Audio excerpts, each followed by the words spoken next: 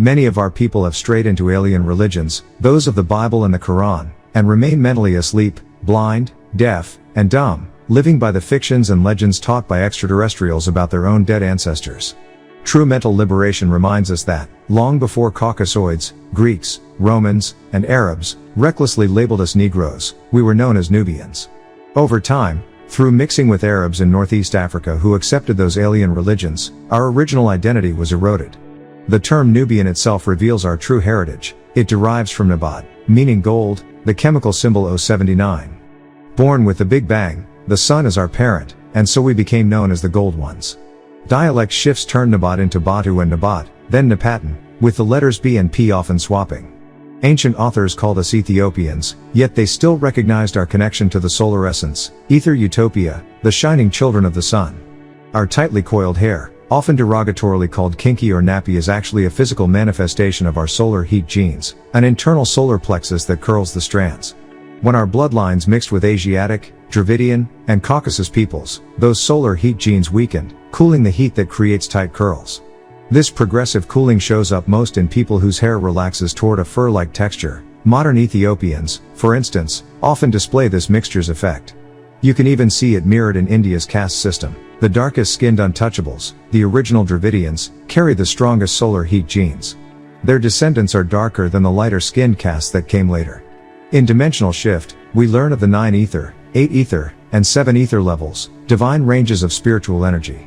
Each ether corresponds to a numeric vibration. 9 ether approaches 999 1,000ths of perfection, 8 ether 888 1,000ths, and 7 ether 777 1,000ths. Down to 6 ether, you begin a descent toward death of 9 ether.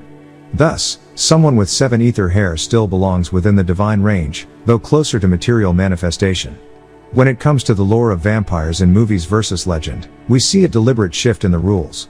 Traditionally, vampires die immediately in sunlight. Modern portrayals, Abraham Lincoln, Vampire Hunter, Being Human, even Twilight, show them wearing sunglasses or special sunscreen to survive daylight.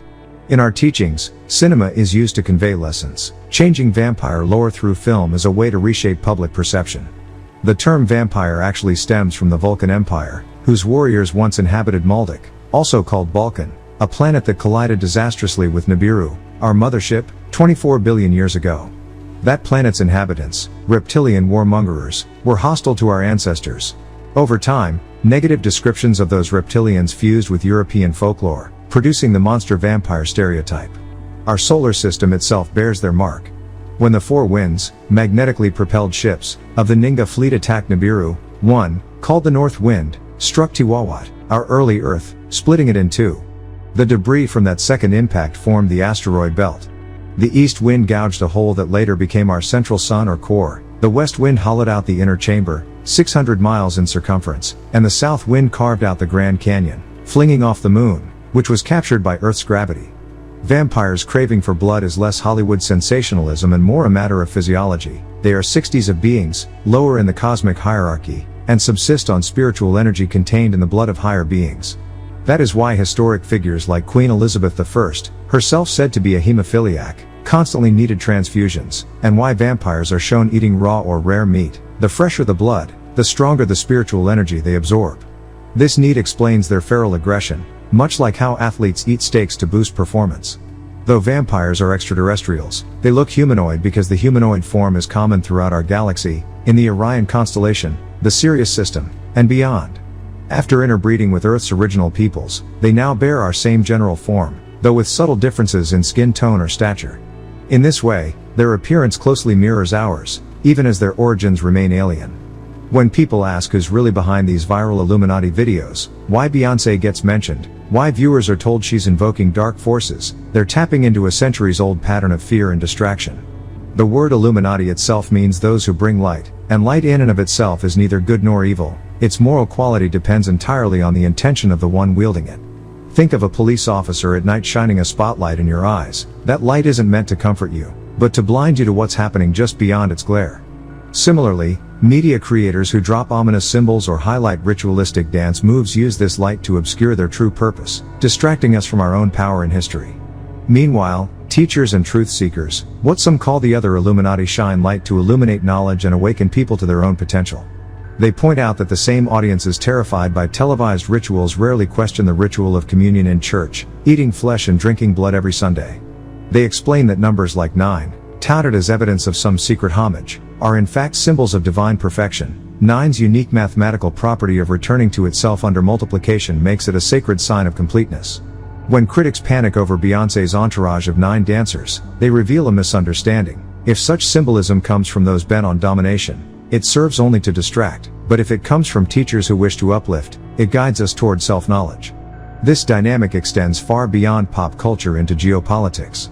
Bombing campaigns in Iraq or Syria are framed as ancient hatreds, yet their real purpose is often to erase records and obscure evidence of shared histories. Exposés and DVDs may uncover true facts, but unless we scrutinize the motivations behind them, we risk swapping one distraction for another. Non-earthly beings can infiltrate organizations, bend institutions to their will, and use our own energy against us. Control of entertainment, news agencies like Reuters and the Associated Press, and even fashion trends all serve to program minds, make a tune a hit by playing it millions of times, then watch as everyone dances to it without questioning why. Even symbols meant to be uplifting, like skull and crossbones t-shirts, kill our cultural authenticity when adopted without understanding. A Christian cross around the neck carries a message of sacrifice and renewal, but a skeletal emblem sprayed across a t-shirt connotes death. That's not mere aesthetics, it's vibrational influence. To compete with the onslaught of platforms like Facebook, CNN, MTV, and Instagram, spiritual teachers must produce books and messages at an even faster pace, or their wisdom will be drowned out by commercially driven witchcraft and bloodthirsty elites. Questions about Freemasonry are answered in the same spirit. It's a small, ancient order with roots in Egyptian mysteries, kept secret to ensure that empowering knowledge doesn't fall into malevolent hands. If you prove yourself worthy, you receive sacred teachings, otherwise, the same tools could be used to dominate rather than to elevate. The real power lies not in the caped initiates on the stage, but in the masked figures behind the curtain orchestrating distraction. On a personal level, we're all powered by the sun within our solar plexus. Just as oxygen fuels a flame, sunlight charges our melanocyte, nourishing body and spirit. Our inner sun glows as we breathe, grow plants, and feed our bodies. If that flame ever dims, we feel cold, lethargic, disconnected, until we rekindle it with love, unity, and the true light of self-knowledge.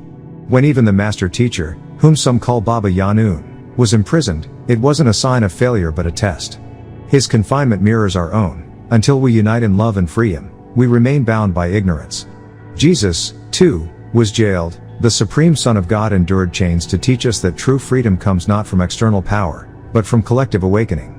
In the end, the only Illuminati we need is the one that empowers us to see clearly, think critically, and shine our own light into the world. The Holy Bible, or the Holy Scriptures as many call it, is composed of 2 major parts, the Old Testament, also known as the First Testament, and the New Testament, or Second Testament. However, this division doesn't imply that the laws given through Moses, Masha Musa, are obsolete or replaced. Rather, Yah's Torah, his divine law, is everlasting and unchanging.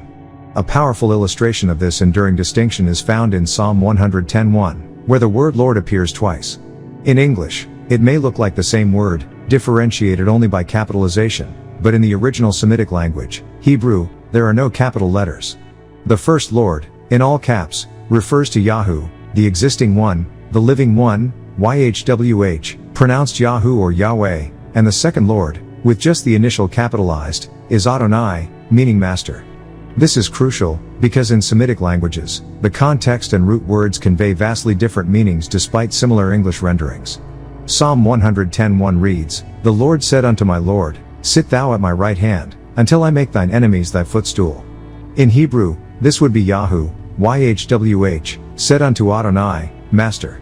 The verse shows the Father, Yahu, addressing someone distinct, Adonai, a title often applied to the Messiah, who is seated at the right hand of the Father. Verse 5 continues this theme, "The Lord at thy right hand shall strike through kings in the day of his wrath." This again emphasizes the Messiah's role as Adonai, not as Yahu himself. Luke 22:69 reflects this by stating, "Hereafter shall the Son of Man sit on the right hand of the power of God." Clearly, Yeshua, Jesus, sits beside the Most High, not as the Most High. Yeshua is at times referred to with divine titles due to his pre-existence as spirit before taking on flesh, but Scripture consistently maintains a clear distinction between him and Yahu, the Father. For example, Luke 1:76 calls John the Baptist the prophet of the highest, indicating that Yeshua is the forerunner of the Most High, not the Most High himself. Psalm 110:1 and Acts 2:34 further reinforce that David spoke prophetically of two distinct entities, Yahoo, the Lord, and Adonai, the Master Messiah. The Hebrew word Adonai, Strong's number 0136, is rooted in Adon, Strong's number 0113, meaning owner, master, or sovereign. This is not the same as YHWH, Yahoo. Further, Aramaic and Sumerian influences, such as the word Eden, Strong's number 0116, meaning the abode of the righteous, share linguistic roots with words like Adon, Ador, and Adonai, but these are still distinct from Yahoo. Over time, cultures borrowed and adapted these terms, from Sumerian Adon and Anu, the Most High God in their pantheon, to Egyptian Ra and Osiris, to the Greek Kyrios, Lord, all leading to layered and often misleading translations in modern Bibles. This confusion is compounded by the way English and Greek Bibles translate both YHWH and Adonai as Lord. In the Greek New Testament, Kyrios is used for both Yahoo and Yeshua, making it seem as if they are the same being. But in the original Hebrew scriptures, this distinction is vital. Yahoo is the eternal Father, and Adonai is the prophesied Messiah, who sits beside him. For instance, Matthew 22:44 quotes Psalm 110:1 but in Greek uses Kyrios twice, losing the distinction between Yahoo and Adonai. This linguistic flattening has contributed to the Christian doctrine that Jesus, Yeshua, and the Father are one and the same. Yet even Jesus distinguishes between himself and the Father, as in Matthew 7:21-22 where he says, "Not everyone that saith unto me, Lord, Lord, shall enter into the kingdom."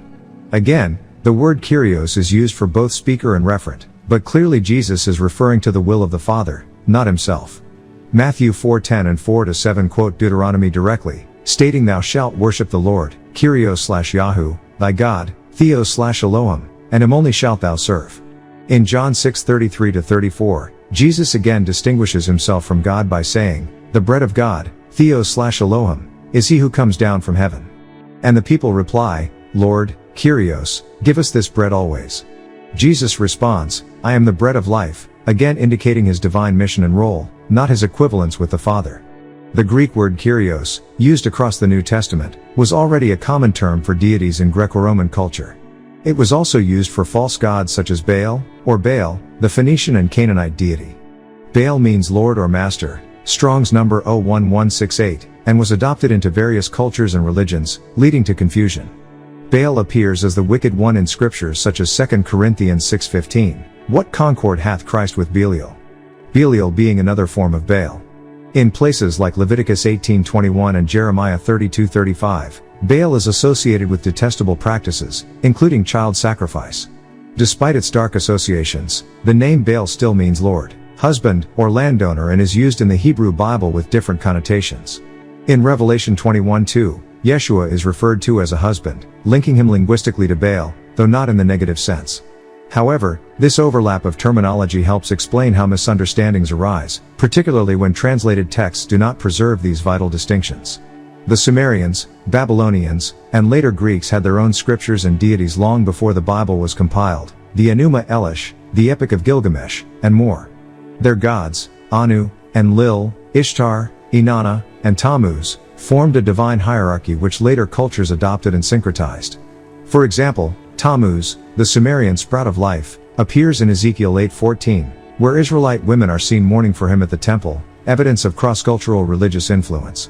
The confusion only deepens when one realizes that even Abraham, Isaac, and Jacob did not know Yahoo by name, as per Exodus 6:3, I appeared unto Abraham, unto Isaac, and unto Jacob, by the name of God Almighty, El Shaddai, but by my name Yahoo, Jehovah, was I not known to them. This means the patriarchs worshiped the Most High in their own Semitic languages, Chian, Syriac, and Moorish Arabic, not in Greek, Latin, or English. Thus, understanding these names and titles in their original context is essential. The Greek and English translations often obscure these rich distinctions, leading people to believe that Yeshua, Jesus, and Yahoo, the Father, are the same being. Yet the scriptural evidence, when examined in Hebrew, Aramaic, and other Semitic tongues, clearly indicates they are not. The Messiah, though divine and pre-existent, is subordinate to the Father. To believe otherwise is to misread the translations and be misled by the conventions of foreign tongues and traditions. This linguistic and cultural entanglement is the root of widespread theological confusion, and only by returning to the original context and language can clarity be restored.